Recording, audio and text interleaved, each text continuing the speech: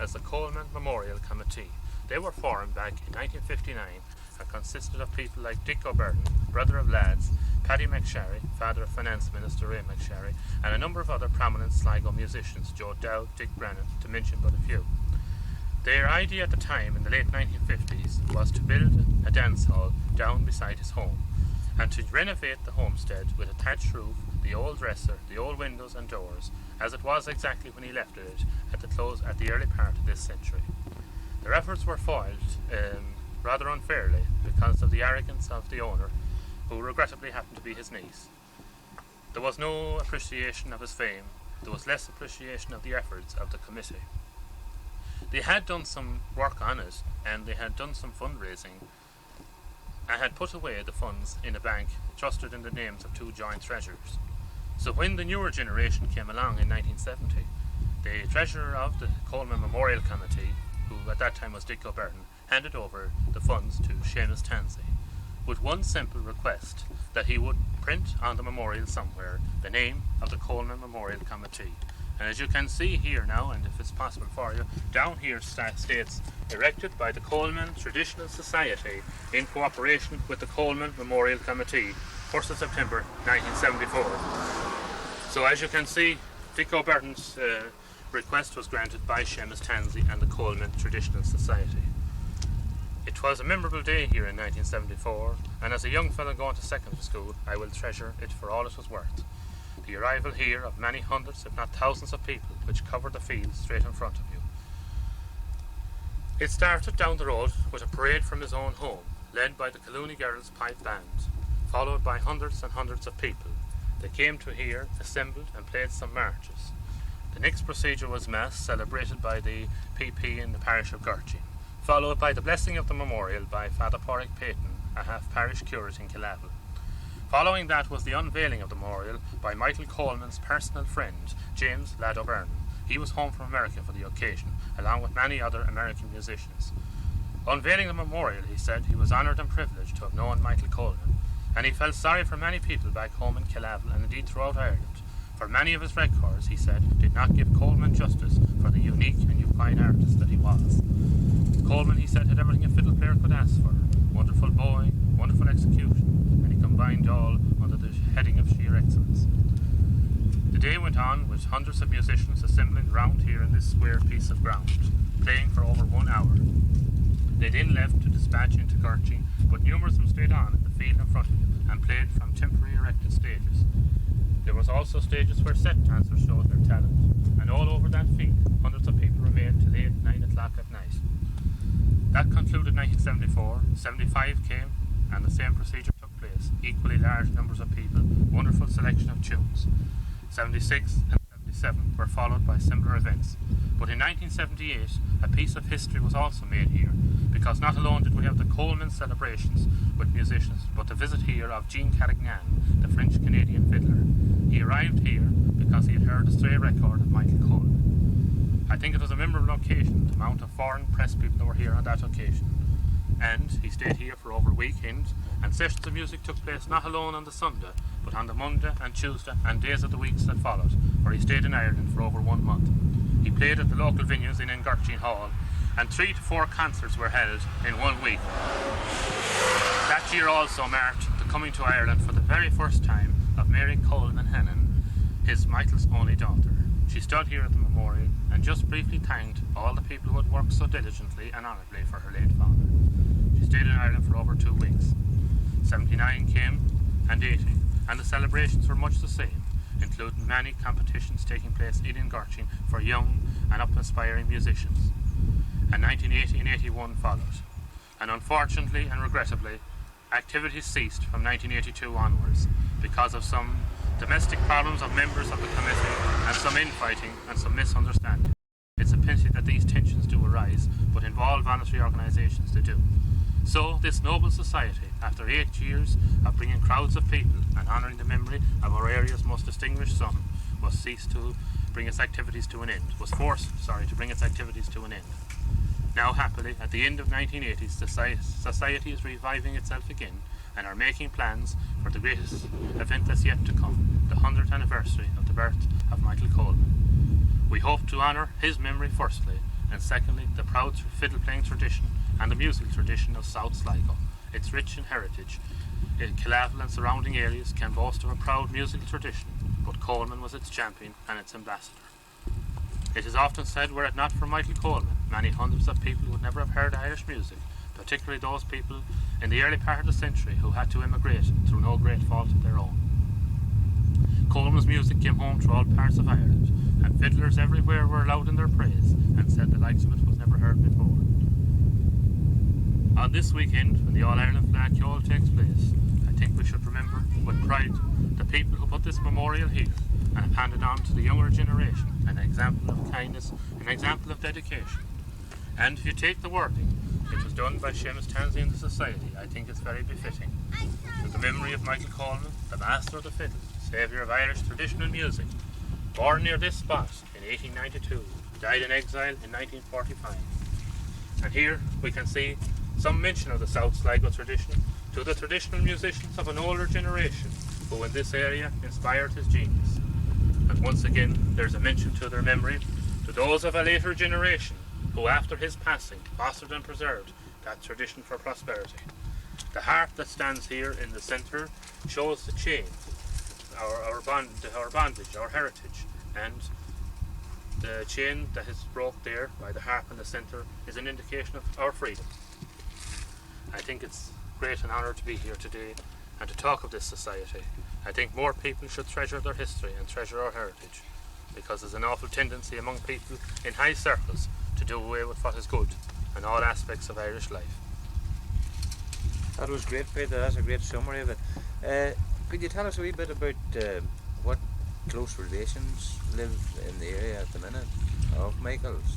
Well, the close relations that live in the area at the minute are three of his nieces. One is Mrs. Lizzie Davy, the other is Mrs. Nicholson, whose house adjoins the home where he was born, and the other is Mrs. Bridget McGovern, who lives within a mile of the home where he was born. And of those three ladies, have they any family at all? Oh, they all have family, and one has the niece of the house, Mrs. Nicholson, has one daughter who's married nearby here.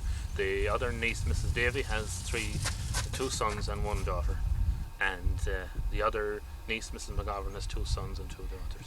And what about any tradition of music? Is any of them play music at all? Unfortunately and very regrettably, none of them has taken on the tradition. You were telling us earlier about 2 brothers Hunts that live on the other side of the Gortine here.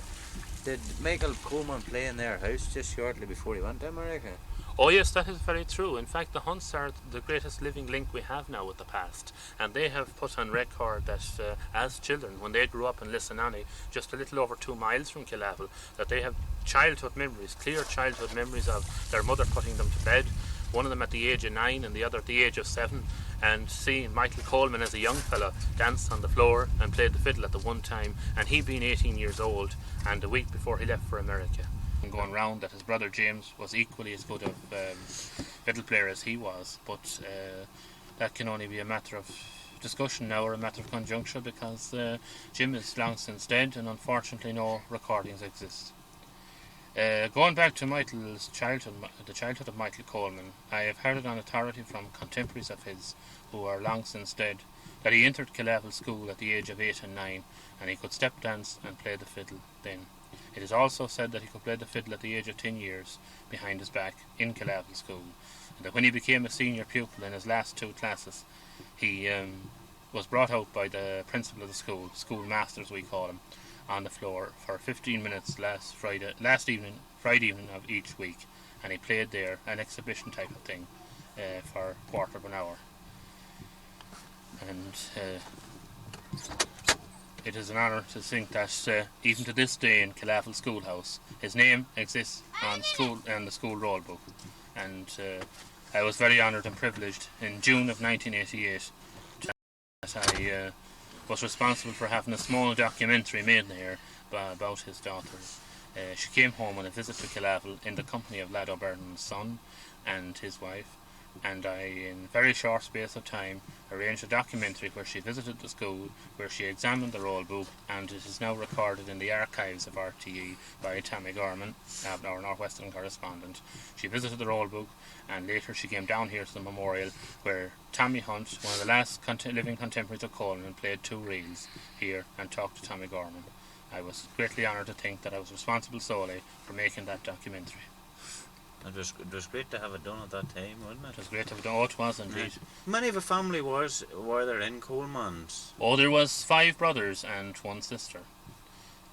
Only another one of them immigrated. They all married locally around County Sligo, and the family home fell into the ownership of his sister Kate. Apparently she was the last and youngest member of the family. And you were talking there earlier about one of the other brothers played the violin too.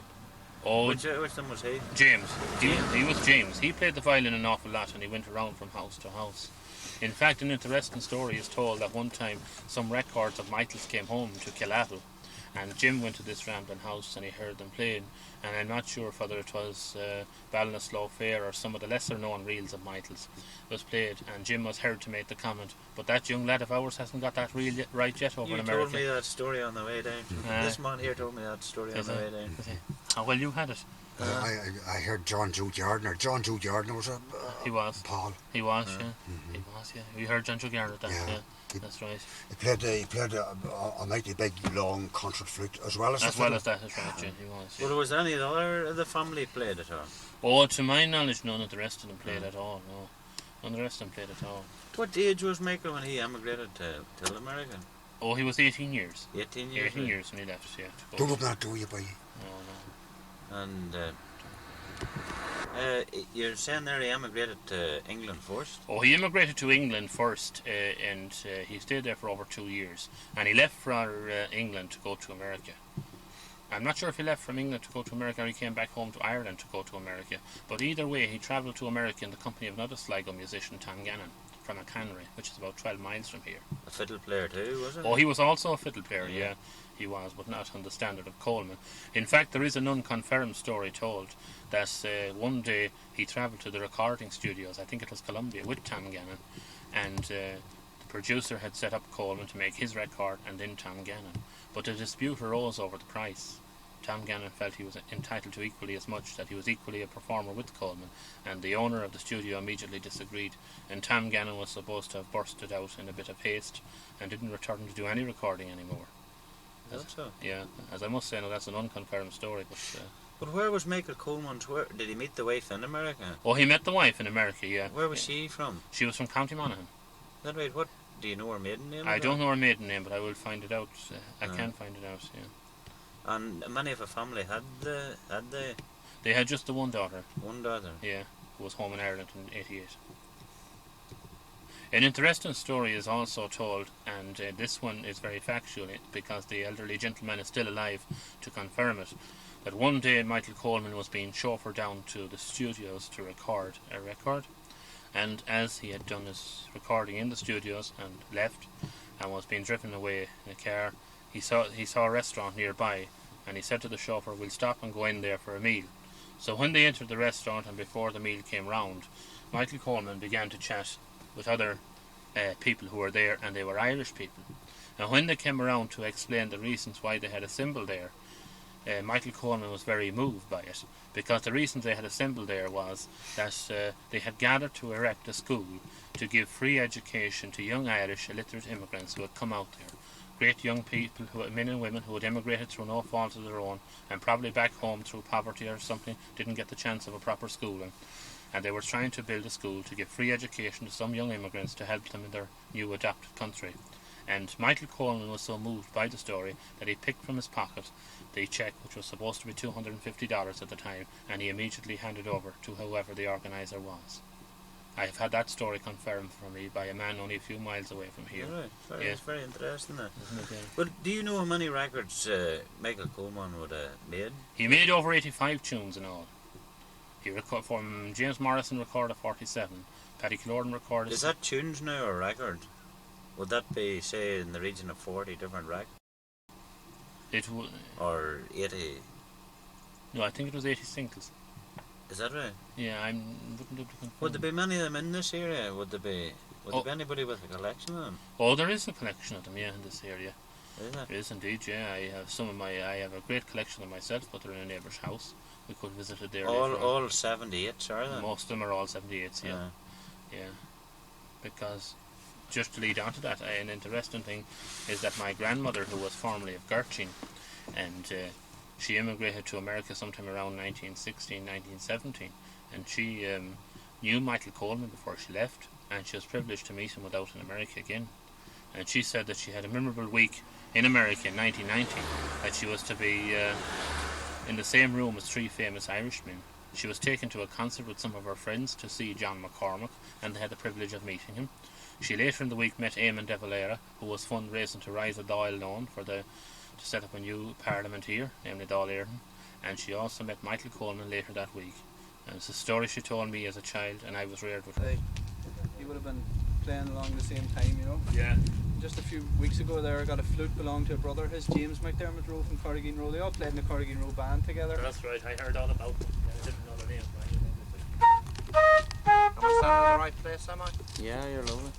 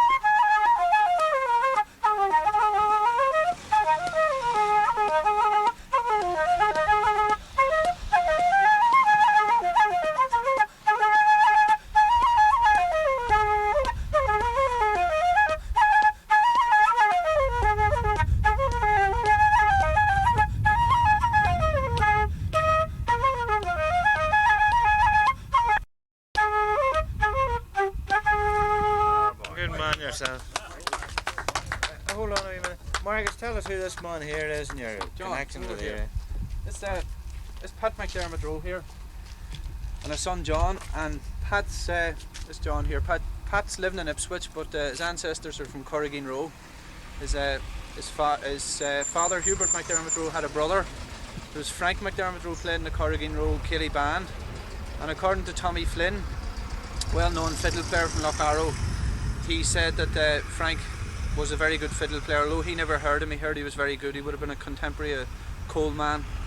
And just a few weeks back there, in another uncle of Pat's here, Michael McDermott Rowe, I visited a cousin of mine, a son of Michael's, and he gave me a flute which belonged to Frank McDermott Rowe's brother, James McDermott Rowe, who had been in America a long time too. He travelled all over America and he was a flute player. So there's a big tradition of music going back in the family here, the McDermott Rows. It's only a few miles up the road there on the shores of Lough Key, and just 5 miles from that is the seat of the McDermott Rows. It's in Alderford House, and they of course kept Tarlac O'Carlin, the well-known bard, the last of the great bards and harpers, and there are quite a few books written about that and the music dedicated to the families of the McDermott Rows. There's a long tradition of patronage for the harpers, and one of the harpers, of course, the most famous would be Tarlac O'Carlin, kept by the McDermott Rows. Before they had the vans, of course, made the noise in the road. But it's just a few miles from where Pat was born. Pat's from Carton and Knockficker, and his father was Hubert McDermott Rowe from the shores of Lough Key, which is great music, country. Josie McDermott, he came from there. So I heard you playing at a concert one night. You played a tune, I think, that you said you got a Josie McDermott. Those tunes there, those 3 tunes are tunes of Josie's. Now, Josie be related to me. Josie's a McDermott as opposed to McDermott Rowe. Of course, they were the McDermott Rows were the princes of Coolevin, and the McDermotts were the princes of Moylurg. And you go back in the 1300s, they come from the one man, the Dermot, Diarmuid, and of course Diarmuid's Rua, the red-haired Diarmuid, and the McDermotts still have the keep the prince title, although the McDermott Rowe's prince title died out. I don't know whether these men have any claim to it. Would you like the title, boys? Let me sort it out for you. I could play one of Josie's tunes. Josie's mother was a Conlon, and she had a brother. Owen Conlon was married to one of my grandmother's sisters there, McPartlands from Ballyfarnan. I play one of Josie's. All Josie's first cousins are my mother's first cousins, same crowd. It's a tune he wrote, Father O'Grady's Trip to Boca, and the second one is the Derby's Farewell to London.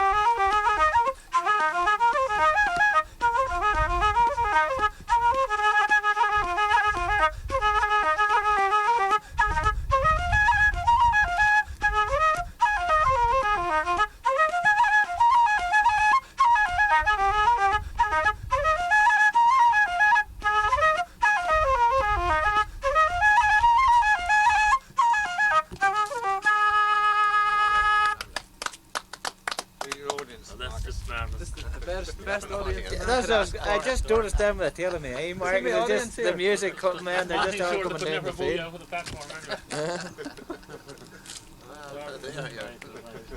anyway. Even they like it. They like it. Before it gets too wet here, Eamon, I think we're...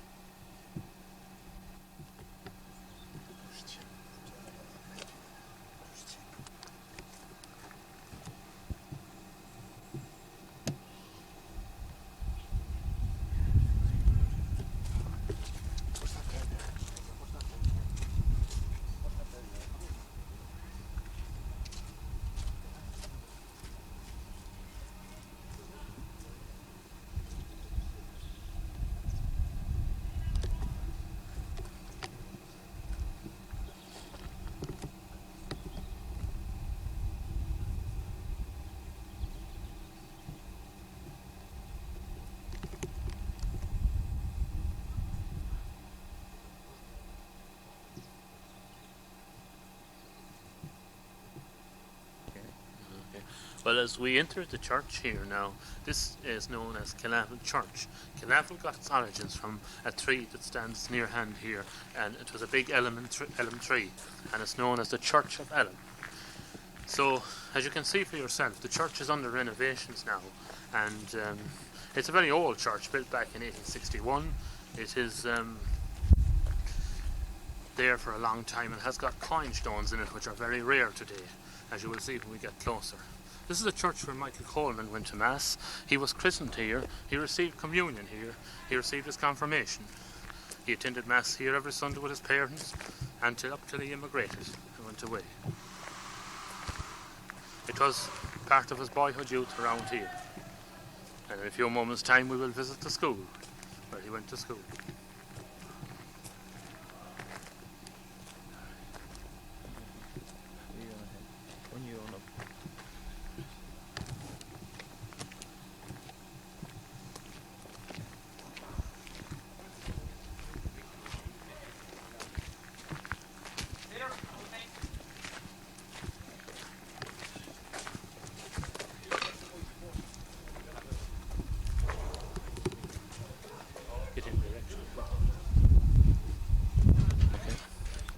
As you can see, the church was built in the middle of the 18th century by Reverend James Henry PP, and if you look closely at the stonework, it's rather unique. Those stones that are blue are coin stones, and it took a skilled stonemason to do them and repair them. They were taken out of quarries, and history has it that Michael Coleman's grandfather, who was a noted stonemason in this area, may well have paired those stones. So as you can see, the Coleman family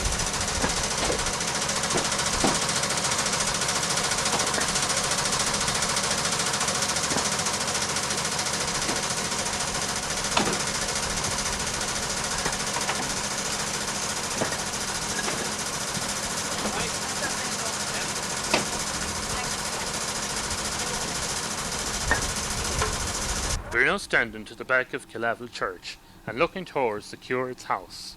This is one of the newer shaped houses that has been built in the decade of the 80s. It was built here in June of 81, and I myself as a building labourer carried each and every block. It looks well and impressive, but the house that was there before had a mighty and glorious history. A curate came to Cayley in the early 50s by the name of Father James O'Hara. A County Sligo man, he came from a place called Kilmactag. When he arrived here in the area, he was a bit taken aback that the local community did not have any hall of any kind. So he set about to do renovations on an old farmhouse that was on top of a hill just a few yards down the road. His interest in music were powerful, so he took and invited Kieran McMahona, then a young producer with RTE Radio, to come down to Cayley to record some of the musical tradition. They arrived in Cayley in October 1959, all years ago, and when they arrived to this, what is now known as the Cayley House, was only a farmhouse then, they set up a recording. Halfway through the recording stages, the mobile recording unit broke down, the generator with it, as it was being operated from the river by batteries, so they had to be removed here to the home of Father O'Hara. They came here and came into a very large sitting room, which was an old two-storey house and had only 4 rooms, but they were very large. He recorded here with Kieran McMahona, his wife and sound engineer, set up the mobile recording unit and recorded here from midnight into the early hours of the morning. All of the music recorded in has been played many, many times by Kieran McMahona on his well-known radio programmes A Job of Journey Work and Colt the Cheer. Many performers are no longer with us. They have passed to their eternal reward, but many of them still survive. Amongst them Peter Horan, Sonny McDonough, the Whistler McCann from Buddinetton, and a few more. Many people were introduced to the public for the very first time from that famous recording. A great piece of history was made here on that night, and Kieran McMahona went back to Dublin with a load of musical wealth and talent that I scarcely think he recorded in any other corner of Ireland. Throughout the years, the Cayley House prospered and became a great focal point of musical activity. Hundreds and hundreds of people came here. It was a smaller version of the Michael Coleman Memorial, if you like. Much gratitude is owed to Father O'Hara from the people of Killavel, past and present, for he was not alone a great man to carry out his priestly duties, but he was an organiser supreme. He brought the best here from four corners of Ireland, amongst them Roger Sherlock, Joe Burke, and many, many more. The Boffey Band, some members of them. Matt Malloy started his music here, and so did Roger Sherlock. In fact, speaking recently to Roger Sherlock, he told me he had glorious memories of his youthful days spent in the church grounds at Killavel. It's a great piece of history is around this place, and I only hope someone with a ready-made pen will sit down and put it into print. Because if things like that are allowed to die, invaluable folklore will be lost forever to the future generation. And let's hope, somewhere and sometime, there will be a percentage of every generation to nourish and cherish our culture, which has been handed down to us. We are now standing to the front of Killavel Church, in the green lawn. A lot of it is now taken up by building rubble, because the church is under renovation. But as we look towards the palm trees, and particularly here towards the Copper Beach, this is where it all began for me as a young kid. I came here at the age of 6 and 7 and seen hundreds of musicians on three tractor trailers sit up there under those palm trees. I saw crowds of people coming walking in each direction. I came out a road to this fesh called Wren Road. It was usually where most people parked their bicycles. We are talking about the early part of the 60s, and lots of people, big numbers of people, came on their bicycles. I saw rows and rows of bicycles parked along that road. I saw and kept asking my grandmother why they didn't come back every Sunday. So enthralled was I with the music. Little did I understand what organising activity was all about, not till many years later. As we look here to the far left, over on the Tarmac Academy, I saw about dancers all there at once. They went on throughout the evening and late into the night. Musicians went in a circle in corners and played their tunes, as the sunshine of the month of July shone down brightly here. And so it was in the 60s and 70s that people came from near and far. So it was that many musicians picked up what is now known as their rich repertoire from this place of Killavel. Once again, thanks to the sheer dedication and love of music by Father James O'Hara. Of course, he had a lot of helpers, but he was a great inspirational light. And when ill health came his way in the late 1960s, Killavel Fesh was to become the first casualty of that. The Fesh ended sometime in 1968, and with it went a glorious era. Nothing has ever come up in this county, in my opinion, to surpass the activities that went on here. Back in the 50s, when nobody dreamt of doing such things, I think myself it can truly be said he was a progressive curate that was 20 years ahead of his times. He nurtured everything that was good in society. He went along and reformed that old building at as cheap a sum as was possible. He got the materials by having dances, and he got voluntary labour. We had then a Cayley House that for all the years was to become a great lovable place for musicians and dancers alike. It is often said that many's the happy marriage was made from that little place. I will take you down there very shortly now. As we look now towards this lovely Copper Beech tree, now what it is, it's not in its full bloom, but however, it's a living testimony and the last item that can be seen to the memory of Father O'Hara. He planted this tree here sometime around 1954 when he came here first. It has bloomed over the years and it stands to his memory. It saddens me somewhat that there is nothing else to his memory, but perhaps that will... We are now standing outside what is known today as Killavel Cayley House. But back a mere 35 years ago, this was just another ordinary country farmhouse that you would see passing the roads in any part of rural Ireland. But when an energetic curate arrived in Killavel, whom I've spoken about earlier, Father O'Hara, he quickly realised the need for a small type of hall, a meeting place, a place of convenience, a place of entertainment. So he set about having this farmhouse, which he was generously given by Thomas Crine of Ogham, another half-parishioner, and they had, by voluntary labour, they had the walls removed and converted into a small type of hall. It was used throughout the 50s and 60s and became one of the most famous places in South Sligo. Dancers, musicians came, and as I've said earlier on, it was said that many's a happy marriage was made from that little hall in Killavel. One particular night here, when the crowds was extra large and they were going in the door, Father O'Hara arrived and got into a type of panic situation. My God, he said, what am I going to do with them? And there was an old witty character who lived down the road, and he said, let them in the front door, Father, and them out the back door. Very good. It was a rather witty one. Amongst those people who have performed here were Josie McDermott and Fenton Stanley, Tommy Collis of the Owen Moore Cayley Band, Frankie Gavin from Galway, Seamus and Manus Maguire, who are nationally known today, Josie McDermott, who we've spoken about earlier on, Lad O'Burden performed once here when at home, and some descendants of Jack McHugh, who was friendly with Michael Coleman in America. He came from Gertrude. Roger Sherlock performed here numerous times. So did Batty Sherlock, his brother, sing here, and many more people. The list is endless. I could go on and on. But I think the most historic night that was had here was the arrival of broadcaster Ciarán McMahuna to this particular building, and it hasn't changed much in 30 years. And I think it's highly appropriate to recall that famous night now, as next October will be the 30th anniversary of his arrival. He arrived here in company of his wife Dolly with the mobile recording unit, and they recorded some tunes for over an hour. But a hiccup came in. They were recording with the mobile recorded unit. It was battery operated and with a generator, and they had to get the supply of water from the local river. So some things broke down. I'm not clear exactly on which it was, and they had to be removed to the house of Father O'Hara. So there they were removed. It was on that particular night that Peter Horn, Fred Finn, Dick Brannan, the Whistler McCann, and many more were introduced to the public for the first time. The late Mrs. O'Gara, who lived nearby. Our son owns the farm adjacent to this building. Today it serves another purpose, that of being a converted church. The local curate arrives here every Sunday and Saturday evening, and 2 masses are said, and he stands on the stage, and it does look a little bit different, but however this hall has served us well down the years, and I hope somebody, as I said before, with a ready-made pen will write its history, because it is a glorious one. Today I'm glad to see it restored in 1989, and traditional set dancing takes place there now each winter. Also community organisations meet there, and also takes place there the local civil defence and ICA meetings and whatnot.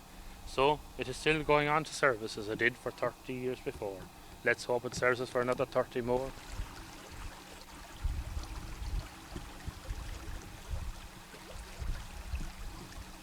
We're now looking towards Killavel School, and as will be quite obvious to any viewer, it is under renovation at the moment. But it is the same size as it was in the early part of the century when Michael Coleman attended here. He went to school here, and the story is that from a very early age, music was certainly in his bones. He would take the fiddle to school with him on occasions and play it at the age of 8 and 9 years.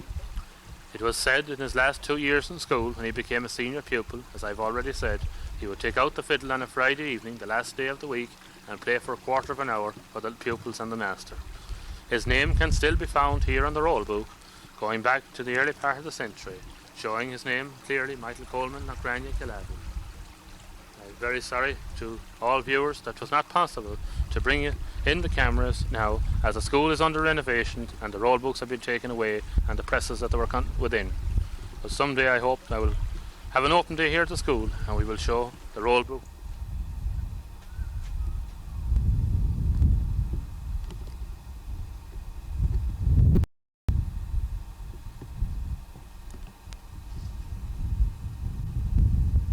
Stand at Coleman's Cross, probably the most celebrated part of County Sligo, but it sometimes saddens me that it's the less documented. Over the years, thousands of people have come here to this spot, the home of Michael Coleman. Here, 98 years ago, this legendary fiddle player was born, in a humble, traditional west of Ireland abode, a three-room shack as they were often called. But they were dotted all over the countryside in those years. They were, of course, the years of occupation, a few short years after the famine. And as you can see, the most real indication that they were built in the last century is those cow byres that stand near hand. In rural Ireland in those days, a man's best friend was his cow, and it was thought to be a lucky omen if the cow house was built to adjoin the old dwelling house. And here stands, none changed, in the last 97 years, is a cow shed alongside a calf house as well. There the cow was brought in each night during winter time, and the last thing at night was to have a look at the cow before she went to bed. The reason being that there was no convenience with lights in those days, so they built the cow byre near hand, so the distance to walk was short, or perhaps if she was giving birth to a calf, the distance in the middle of the night was short. Michael Coleman played around this crossroads, and he went to school from here. Over the years, music was held here regular. At one time it became to be known as Josie Coleman's Musical Hall. Musicians came and gathered here in Michael's youth, and after he left, his brother Jim would come a distance of 7 to 8 miles on an ass and cart and stay here for 2 or 3 days, playing his music with other celebrated musicians. It is often said that Philip O'Byrne, father of Lad, played here numerous times, along with Jack McHugh and another famous fiddler, Richard Brennan from Killavel, who was also a school teacher, a poet writer, and his brother a master sundial maker. But I'll tell you more about them later. Throughout the 40s, 20s, 30s and 40s, when his records came home here, crowds of people gathered, and I often heard Tommy Hunt of Lessanani to say, that famous man we spoke about earlier on, that he saw more people outside on the road here than were inside in the house. Dances went on here twice weekly until morning. It was the home of music, all right, the birthplace of a genius. And as the 100th anniversary dawns, we salute the people who have passed on, and regret very much that this home, which should be a public monument, is rather in a dilapidated state, but perhaps with a change of attitude and a change of mind by the people responsible, we might someday see it, a nice neat thatched cottage, showing all the eloquence of the house it was in former days, and showing true appreciation and testimony to the memory of our area's most distinguished musical son. Because another 100 years may pass before we produce someone who will become world famous, as we did in this century. It is regrettable to think... Kieran. You're Kieran. He's Fergie. What's your second name? Kieran who? Kieran. Oh, Kieran Fern. Let's say up there with it. I'll be with the brother up there for it. Fern. But it is originally from Belfast, that name, you know. Originally? Hi. Is that right? Hi, my father was Belfast. And what do you call this fella here? Fergal. You're Fergal. Yes. You're Kieran. Yeah. And the wee nipper's Niall. Niall. And that's big him on there. I'll show you this in the morning. What school do you go to?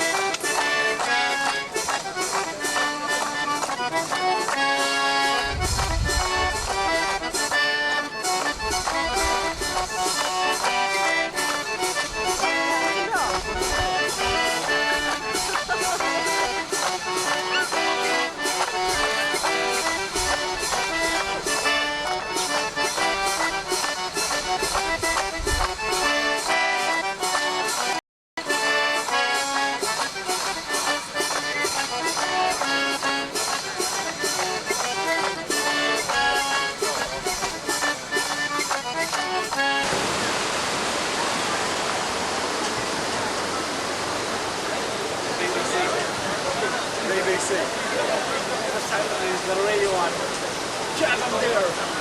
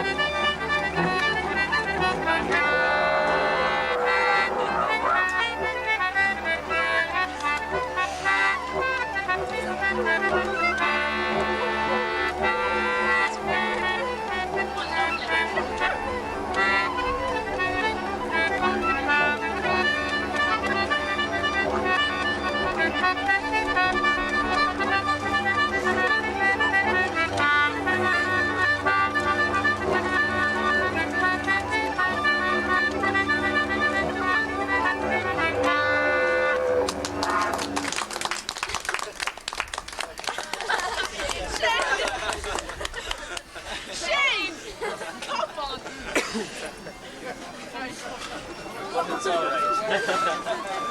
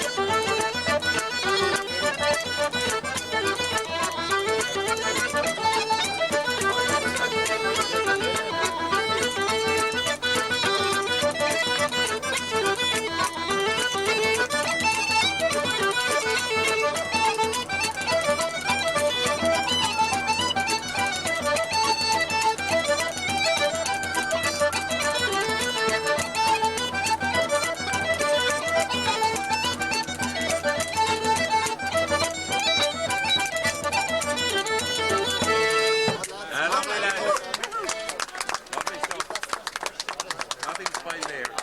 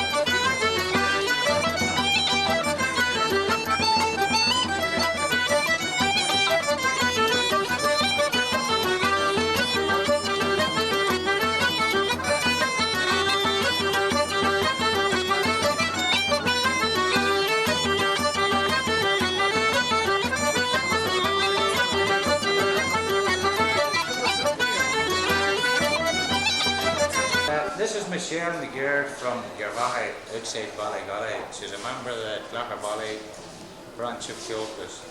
And Michelle won the 12 to 15 age group singing the All-Ireland the day in Sligo. Are you going to sing us the song that you won the All-Ireland with?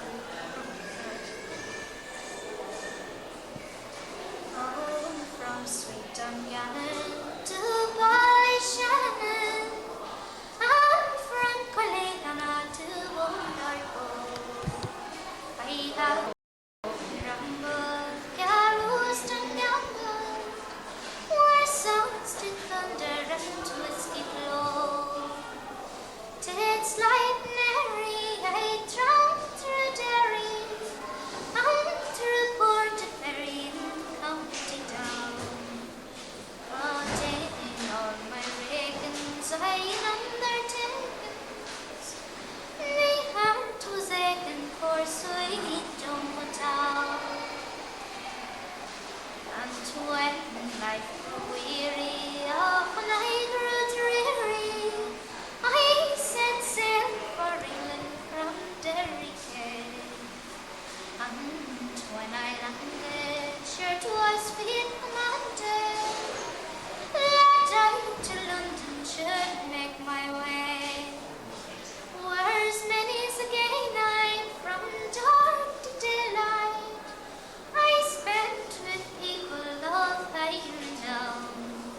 But in all their splendour I in heaps to spend sure, me heart was aching for sweet Dumbarton. Well then, further going, my wild old soul, I crossed the ocean to America, where a congregation of rich relations stood on the harbour to welcome me. In brand apparel like jewels or arrow, they tried to raise me with sword and crown. But sure I will humble, I'll never grumble, if heaven's as charming as sweet Dumbarton. And when life is over, and I shall hover among the gates where St. Peter stands, and he shall call me for to install me among the gates in that golden land, and I shall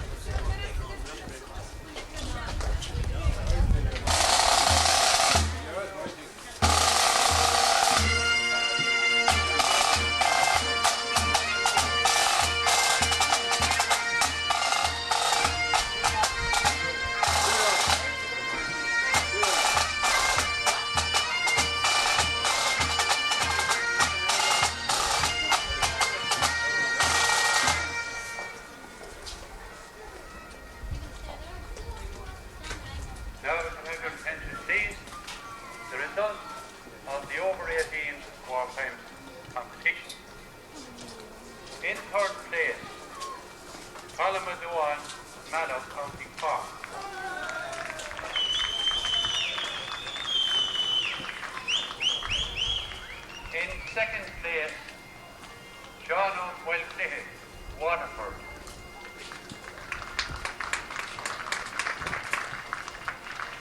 And the winner of that competition, Damien Flynn, Castlewellan CCE, County Down. Now, you're coming to the table to collect your award.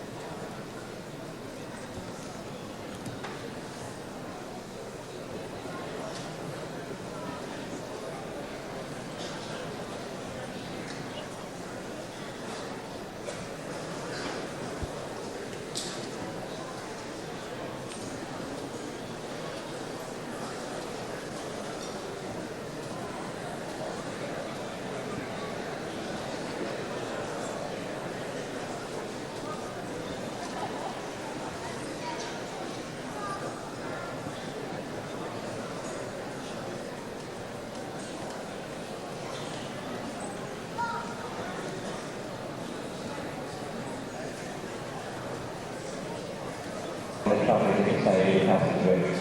Please keep that passage clear over there. Don't stand there because you're creating a traffic jam. Move along down the back, please. And those much of Marvin.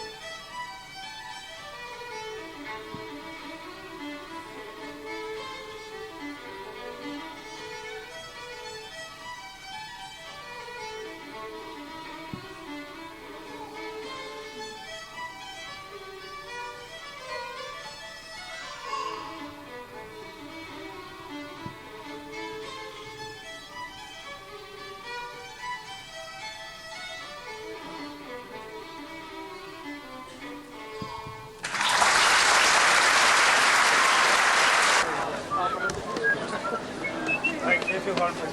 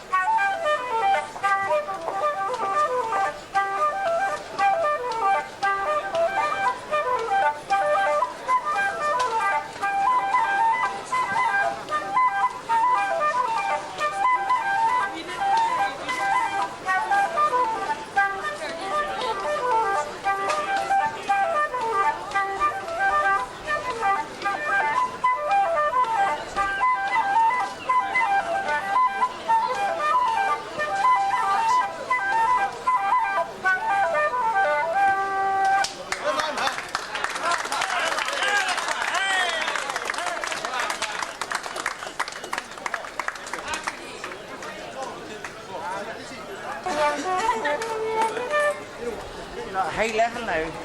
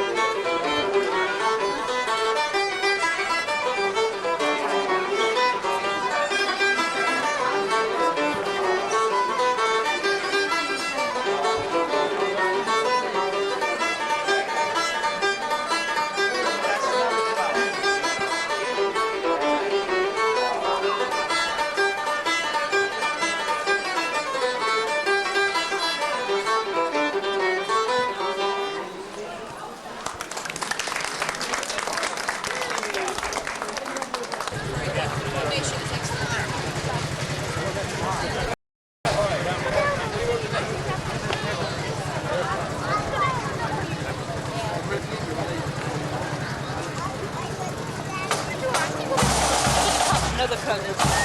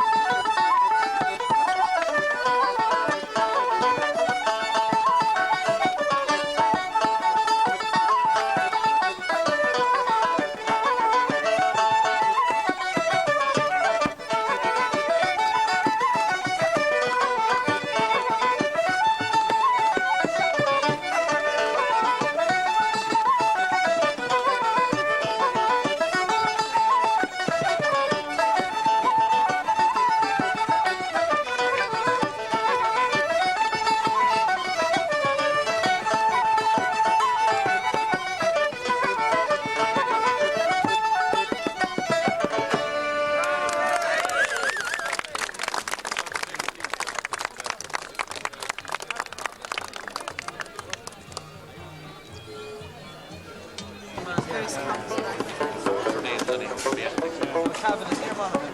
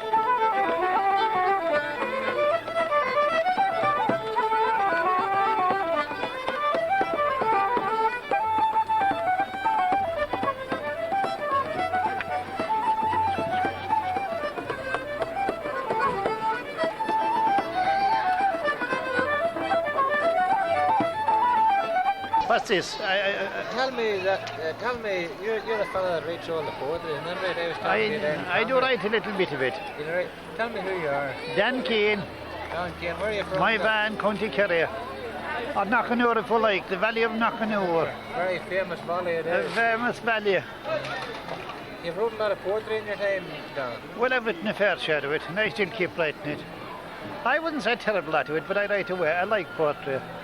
And I write when things inspire me, when I get a refined idea, because I think poetry should be You refined. got a slightly bit of inspiration at Congress this year. as I did, remember. yeah, that's right. You did? Well, that it was a bit on the comic side.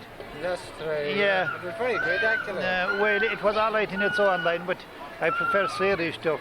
Yeah. Something with depth in it, something with a message in it. Yeah. That's what life Are you is enjoying the about. Fleadh, Don? I am bigger. Oh, that's great. So far, so good. First time in Sligo, where do you think will Oh, it God, no. Oh, it is the first time with the Fleadh, but I have been here often before. be? Yeah. I like this country up west, and I travelled a lot up to Donegal. I like Donegal, I like Mayo, I think they're beautiful counties. And then you come from a fairly... I come from Kerry myself, but you meet a lot of friendly people here. Yeah. You meet them everywhere I go. Well, you meet them all friendly if you're friendly with them. That's the only way. God bless you, how are you? How you doing, Michael? How are you doing? Well, it was great talking to you, Don. I'm glad you're enjoying yourself. Well, I'm enjoying myself. I'm going in here now to get a bit of grub, and I'll enjoy myself at the there then. Right, okay. Praise God, I'll All the see you. best. Bye-bye.